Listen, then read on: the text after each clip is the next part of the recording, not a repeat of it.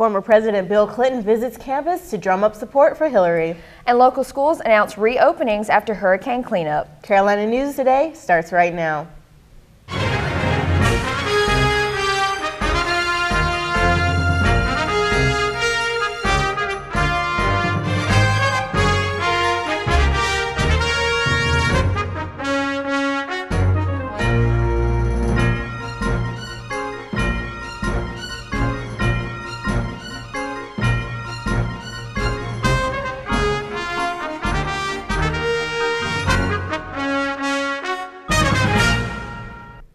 It's only the second time that a current or former president of the United States has visited UNCP, and it was actually Bill Clinton both times, and both times in support of Hillary Clinton's presidential campaign. I attended Clinton's appearance on Wednesday. As you can see behind me, students and faculty are gathered in front of the bookstore awaiting the arrival of former President Bill Clinton, who will discuss Hillary Clinton's plans to build the economy. With the upcoming election, voters are encouraged to take advantage of early voting here at UNCP. The event was organized by the Student Government Association. Students waited for hours in the sun for Clinton, but there was a whole lineup starting with Lumbee Tribal Chairman Harvey Godwin. SGA President Logan John spoke before the invited Democrats. The event promoted the Democratic ballot in general for North Carolina. U.S. Senate candidate Deborah Ross talked about previous visits with the Lumbee tribe. The candidates for state treasurer and North Carolina attorney general also made speeches. Clinton talked about Hillary's economic vision and her record of public service. He criticized the tone of the Republican campaign and told the crowd they have a basic choice to make. Look. You just got to decide what you want. You want tomorrow or yesterday. You want division or unity. You want anger or answers. We are so close to being able to rise together again. And we need you to claim America's future. We need you to say, we choose unity over division. We choose tomorrow over yesterday. And we choose empowerment over resentment.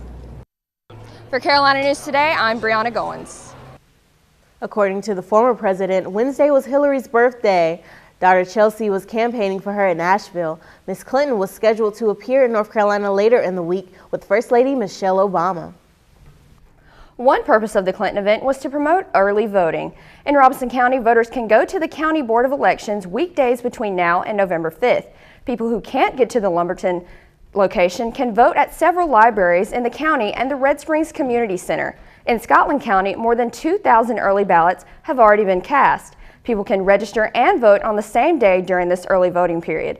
Election day itself is Tuesday, November 8th.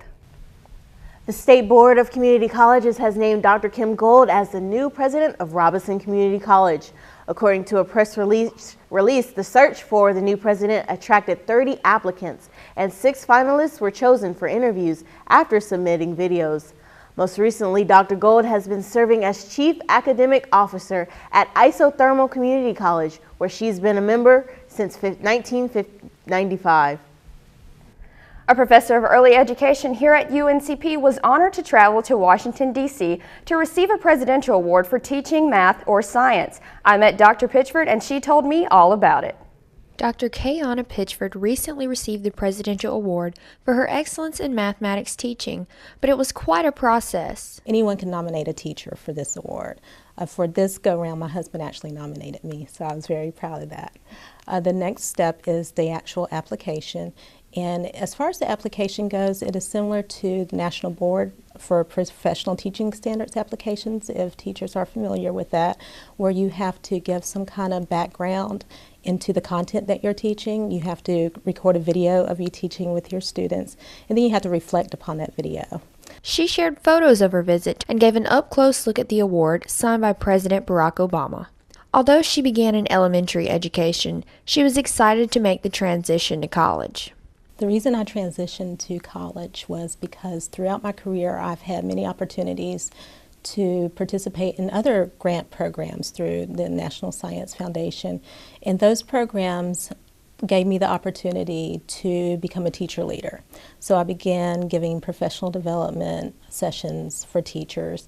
I work with teachers in my county and across the state. Department Chair Dr. Lisa Mitchell said that she was proud to support Dr. Pitchford and is happy that she's here. She started teaching with us in August. We're real excited to have her. She came with experience from Cumberland County and Guilford County schools, so she's bringing that into our classroom now and teaching students in methods classes for elementary education.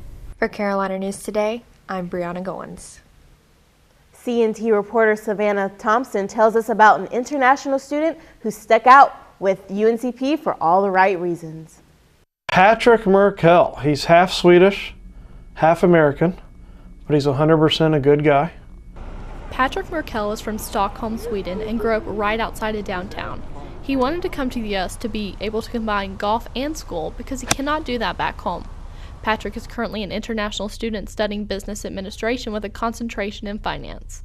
He is a former men's golf team member here at UNCP and is still quite involved with the women's team, even after the men's program got cut. He's helping us out as our student assistant for the women's golf program.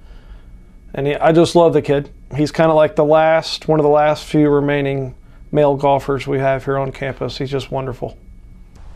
After the men's golf team got cut, he still wanted to stay involved with golf and Brave athletics because he has always loved golf and loves UNCP. Patrick is very involved on and off campus. He tutors for the Praxis program and is in multiple honor societies. He likes the idea that you can get personal with your professors here at UNCP, and everyone seems to be a great mentor. Came here as a sophomore, my first day. I came in, I met with Dr. Stuart Thomas, and it was, I knew from that moment that he was going to be someone I could kind of depend on, and right now we're building a relationship that I think will last after I graduate. I'm really hoping it will. His hobbies include listening to music, playing golf, hanging out with friends, and researching sports cars for fun. He has a passion for driving cars and hopes to one day own his own sports car. After school, he wants to get involved with banking and move to a bigger city. Patrick says that Sweden will always be home, but there are aspects of the U.S. that he appreciates. For Carolina News Today, I'm Savannah Thompson. Students in Robertson County are finally returning to school in the aftermath of Hurricane Matthew. The public schools will resume classes on Monday. Some bus routes will be changed because 81 roads are still closed. Students assigned to West Lumberton Elementary will report to Lumberton Junior High. The schools have been closed since October 10th because of flooding or tree damage, not including those that were needed as shelters. Pepsi means more to Robeson County now than just a beverage choice. The bottling division will open a distribution center in St. Paul's and is expected to create 50 jobs over the next 5 years. Jobs will be created with responsibilities in logistics and inventory management. The Department of Commerce said in a press release that average salaries will be about $39,000 a year. The expansion is supported by a state grant for local infrastructure improvements. Duke Energy is forced to shut down 14 of its North Carolina coal-burning power plants because of cancer-related metal found in water wells near their coal ash pits.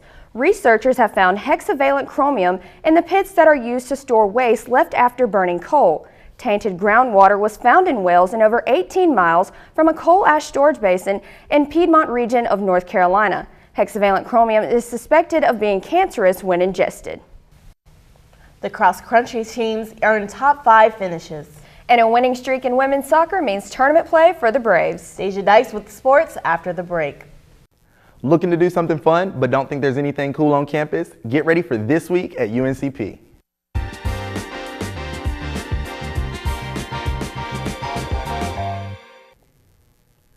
The Department of Music has a series of free concerts this week. That's right, I said free. On Saturday, October 29th, Moore Hall will be alive with the sounds of the percussion ensemble in concert. There's a lot more to percussion than just drums, and the percussion ensemble will surprise you with the variety of instruments and sounds. The show begins at 7:30, but please, don't ask them to play Freebird. Dr. Joshua Busman kicks off November with a lecture and faculty recital. I'm not entirely sure what he'll be talking about or playing, but in addition to his work at UNCP, Dr. Busman calls himself, quote, the music nerd in residence with the Fayetteville Symphony Orchestra. I guess the best way to solve this mystery is to show up at Moore Hall Tuesday, November 1st at 7:30. How could the week get much better? Well, the gentlemen of Phi Mu Alpha Fraternity have a design on doing just that with their American Music Review in Moore Hall on November 2nd at 7:30. The show promises to be fun, and the guys have been rehearsing to sound as good on stage as they sound in the shower. Check it out. Finally, Dr. Mary Perkinson is the music department's guest. She'll be holding a strings lecture followed by a performance Thursday, November 3rd is the day and 7:30 is the time. Honestly, this is a chance to see a world-class musician in an intimate setting. Don't miss out. And that's what's going on this week at UNCP. If you're looking for more events, go to calendar.uncp.edu and check out all the events happening on campus. Until next time, I'm Joshua Shipman, this week at UNCP. And hey, thank you. Thank you very much.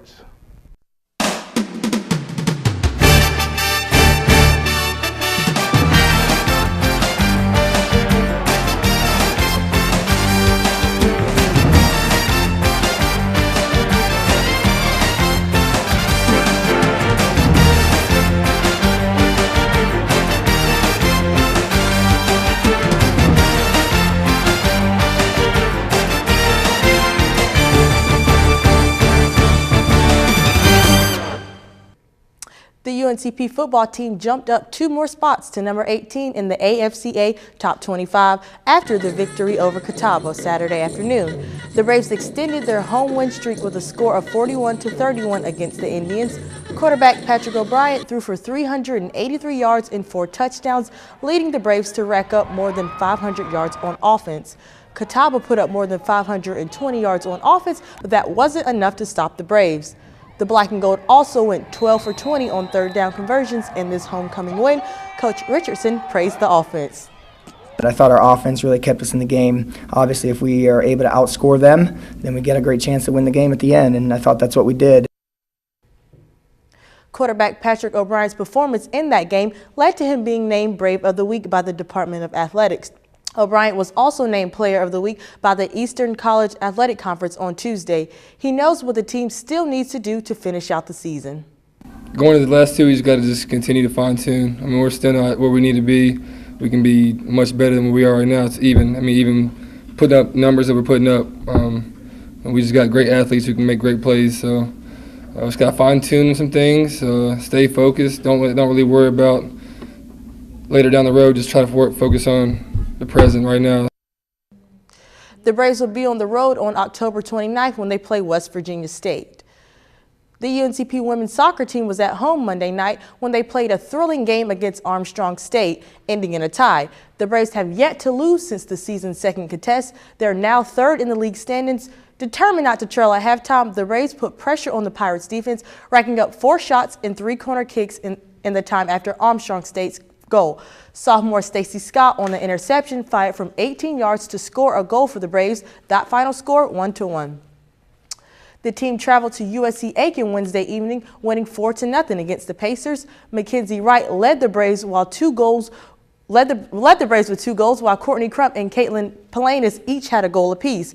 Courtney Crump was named Brave of the Week following her performance with 2 shots on goal, 1 assist, and 1 goal. She also had a game-winning goal against Lander the previous week. The Lady Braves continued their march for a league title when they traveled to Flagler College. The men's soccer team suffered a tough loss Wednesday, losing 5-1 against USC Aiken. The Pacers scored 4 times in the opening half as the Pacers secured a key conference victory over the Braves. Ruben Tax led the Braves with 1 goal, while Jordan Walshaw and Izzy Evans both registered a game best of 4 shots. Goalkeeper Lucas Guzmeo tacked up 4 saves for the Black and Gold. The Braves will close out regular season play on Saturday when they travel to Georgia to take on Young Harris. The men's and women's cross-country teams competed in the PBC Championships last weekend, earning 4th and 5th place finishes. Leah Tardinazio and Kristen Kane led the Lady Braves in both finishes in the top 15. Wilson Pearson and Logan Ward led the Black and Gold on the men's side. They grabbed conference recognition as well, finishing in the top 15. The Braves will resume their postseason schedule on November 5th when they head to Montevallo, Alabama for the NCAA Southeast Region Championships. And that's all for sports. Back to the desk. That's all we have time for. Check out our blog at carolinanewstoday.com.